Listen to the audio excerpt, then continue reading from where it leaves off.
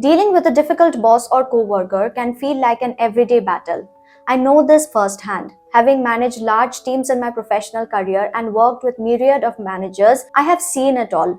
Micromanagers, passive-aggressive colleagues, bosses who never give clear directions, and co-workers who make every task harder than it should be. At times, it felt like no matter how hard I worked, someone would always find a way to make things unnecessarily complicated. Workplace dynamics are complex, and research shows that personality clashes are one of the leading causes of workplace dissatisfaction. According to a study by Gallup, 75% of employees who quit their jobs do so because of issues with their boss, not the job itself.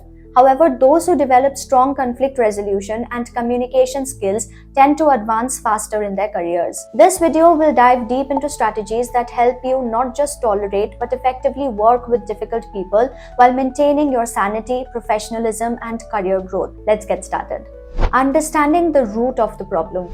It's easy to assume that a difficult boss or co-worker is just a bad person, but most difficult workplace behaviors stem from deeper issues. According to the Conflict Resolution Institute, the top reasons for workplace conflict include miscommunication, personality differences, and stress from leadership expectations. For example, a boss who constantly nitpicks may be dealing with intense pressure from higher-ups. A co-worker who is uncooperative might feel threatened by competition, and sometimes people simply lack the awareness to realize how their actions affect others. Instead of reacting emotionally, try analyzing the root cause of their behavior. Are they under stress? Do they feel insecure in their role? Or is their personality just naturally blunt? Understanding this helps you shift from frustration to strategic management of the relationship. By looking beyond surface level conflicts, you can approach interactions with a clearer mindset, reducing unnecessary workplace drama and improve your ability to navigate difficult personalities. Managing your own reactions. While you can't control other people's actions, you can control your response. According to the American Psychological Association, employees with high emotional intelligence are 90% more effective at handling workplace conflicts. The reason? They don't react impulsively, they respond strategically. When faced with a difficult boss or co-worker, take a moment before reacting. Ask yourself, is this worth my energy? Is my reaction helping or worsening the situation? Research suggests that emotional regulation improves decision-making and reduces stress-related workplace conflicts by 40%. One powerful technique is cognitive reframing, shifting your perspective on a situation. Instead of seeing a demanding boss as controlling, view them as someone who values precision. Instead of labeling a co-worker as rude, consider that they might lack social awareness. This small shift in thinking can dramatically reduce stress and frustration. Remember, your ability to remain composed, professional, and solution-focused will always work in your favor. Difficult people thrive on emotional reactions. Don't give them that power. Setting clear boundaries. One of the biggest reasons people struggle with difficult bosses or co-workers is a lack of clear boundaries. The American Psychological Association found that 39% of employees experience stress due to unclear job expectations and boundary violations. Without clear limits, you'll constantly feel overburdened and frustrated. Setting boundaries is about being firm yet professional. If your boss expects late-night emails, you can say, "I'll review this first thing in the morning." If a coworker pushes extra work onto you, you can respond, "I have my own deadlines to meet, but I can help you with a smaller portion." The key is consistency. If you let a coworker interrupt you during deep work once, they'll assume it's always okay. If you let your boss call you outside work hours regularly, it becomes an expectation. Protect your time and energy by setting expectations early. Research shows that employees who set clear boundaries experience 30% less workplace stress and report higher job satisfaction. So learn to say no, not aggressively, but assertively. Communicating effectively. Poor communication is the root of most workplace conflicts. A study by McKinsey found that 70% of workplace mistakes happen because of miscommunication. If your boss gives vague instructions or your coworker constantly misinterprets your emails, it's time to focus on clarity. One of the most effective ways to improve communication is by using confirmation techniques. If your boss gives unclear directions, summarize them back. Just to clarify, you want X, Y, and Z done by Friday, correct? If a coworker frequently misunderstands you, consider switching to face-to-face or video calls instead of relying on text-based communication. Additionally, tone matters. Studies show that 38% of communication is based on vocal tone and 55% on body language. This means that emails or messages can easily be misinterpreted. If an email from your boss seems harsh, they might not have intended it that way. When in doubt, ask for clarification instead of assuming the worst. Clear, structured, and direct communication can prevent countless workplace misunderstandings. Finding common ground. It's easy to focus on what makes a boss or coworker difficult, but finding common ground can make working together easier. Studies show that teams that align on shared goals are 22% more productive. Even if your boss is controlling or your coworker is opinionated, chances are you have shared professional objectives. Start by identifying what you both care about. If your boss is obsessed with deadlines, show that you are proactive about meeting them. If a coworker constantly disagrees with you, find areas where your perspectives align and build from there. Another strategy is mirroring, adapting small aspects of their behavior to build rapport. Research from Princeton University shows that mirroring increases likability and trust in social interactions. If your boss values direct communication, match their style. If your coworker prefers a casual tone, adjust accordingly. By shifting the focus from personal conflicts to shared objectives, collaboration becomes easier and tensions naturally decrease. Working smart with a difficult boss. Managing up is a skill that helps employees work more effectively with their superiors even when the boss is challenging. According to a study by Harvard Business Review, employees who practice managing up report 30% higher job satisfaction and experience less stress. Managing up involves understanding your boss's priorities, working style, and stress points, then adapting your approach to align with them. For example, if your boss is highly detail-oriented, sending them vague project updates will only cause frustration. Instead, anticipate their need for specifics and provide well-structured reports before they even ask. If your boss is indecisive and keeps changing project directions, keep a record of past discussions and politely remind them of previous agreements. Saying something like, "Last week we agreed to focus on strategy A. Has something changed that requires us to pivot?" This can hold them accountable without sounding confrontational. A real-world example of managing up is how top executives build strong relationships with board members. They don't just follow orders, they anticipate needs, align their efforts with leadership goals, and ensure communication is clear. By applying the same approach, you can work more effectively with even the most difficult bosses. Dealing with a micromanaging boss. Micromanagers can make work feel suffocating. A study by the Journal of Business Research found that employees under micromanagers experience 30% higher stress levels and are twice as likely to leave their jobs. However, micromanaging often stems from a lack of trust or a fear of failure rather than an intention to be overbearing. One way to counter micromanagement is by proactively offering updates before they demand them. If your boss constantly checks in on your progress, send them a structured update before they have the chance to ask. This shows initiative and reduces the need to hover over you. Another strategy is building trust through consistency. If a micromanaging boss sees that you consistently deliver high-quality work on time, they are more likely to back off over time. A great example of this in action is project managers working with overly controlling stakeholders. Instead of resisting, they provide regular progress updates, set clear expectations, and slowly earn autonomy. You can do the same by demonstrating reliability and proactively addressing concerns. Handling passive-aggressive colleagues. Passive-aggressive co-workers can be some of the most frustrating to deal with. Instead of openly communicating their issues, they use sarcasm, subtle digs, or backhanded compliments. Studies show that passive-aggressive behavior often stems from unexpressed frustration or insecurity. One effective way to handle passive aggression is to address it directly but diplomatically. If a coworker makes a sarcastic remark about your work, you can say, "I noticed you had some concerns. Let's discuss them openly." This forces them to either clarify their issues or backtrack. Another strategy is to avoid mirroring their behavior. It's tempting to respond with equal sarcasm, but that only escalates tensions. Instead, respond with professionalism and keep interactions straightforward. If a coworker says, "Wow, must be nice to get easy projects," respond with, "This project has its challenges too. Let me know if you'd like more insights." A real-world example is in customer service, where professionals often deal with passive-aggressive customers. Instead of reacting emotionally, they acknowledge concerns, remain calm, and keep the conversation productive.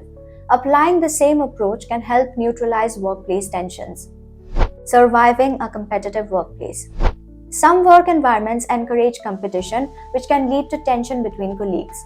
While a bit of healthy competition can be motivating, excessive rivalry can create a toxic workplace. Research from Stanford University found that hyper-competitive workplaces see a 15% drop in team collaboration and a 22% increase in stress-related absenteeism. If you work with a colleague who always tries to outshine you, focus on collaboration rather than direct competition.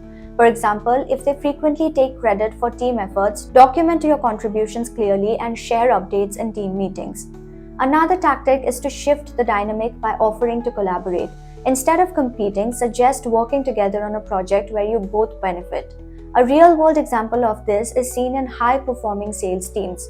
Instead of undercutting each other, top salespeople form strategic partnership to cross-sell and increase overall revenue. By turning competition into collaboration, you can maintain professionalism while ensuring your contributions are recognized. Dealing with a boss who plays favorites.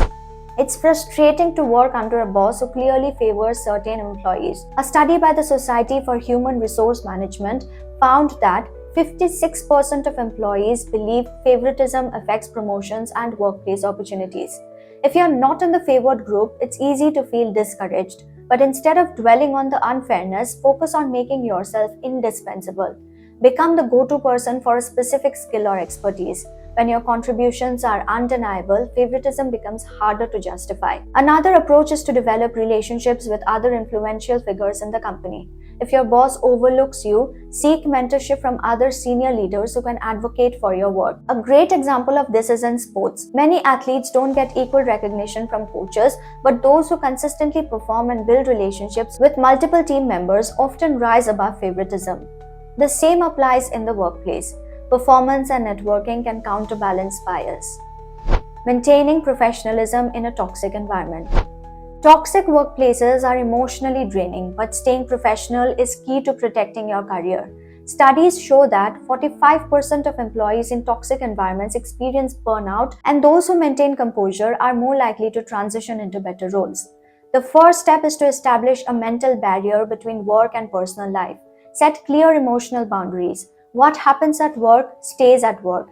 Engage in stress relief activities like exercise, mindfulness, or hobbies to prevent workplace negativity from affecting your well-being. Another effective approach is documentation. If toxicity escalates into harassment or unethical behavior, having a record of incidents can protect you.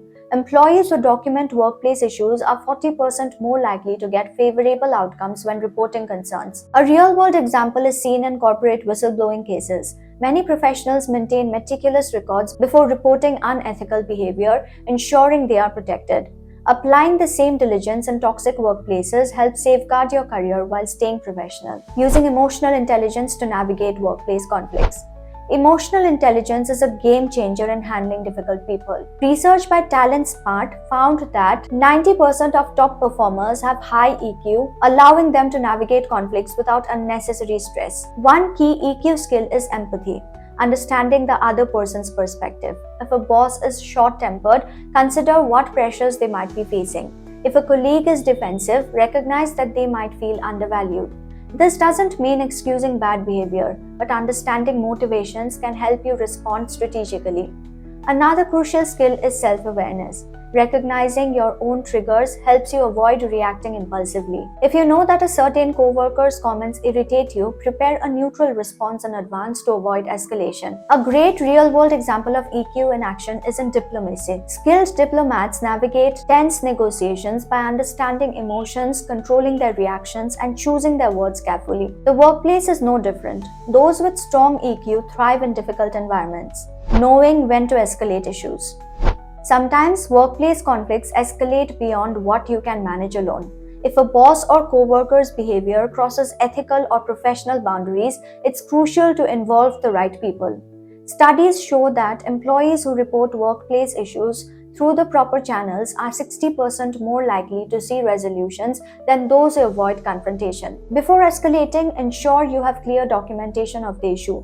Keep records of problematic emails, meeting notes, or witness accounts. When raising concerns, focus on the impact rather than personal grievances. Instead of saying my boss is unfair, frame it as The inconsistent feedback is affecting project outcomes. This makes it easier for HR or senior management to take action. A real-world example is in corporate ethics cases.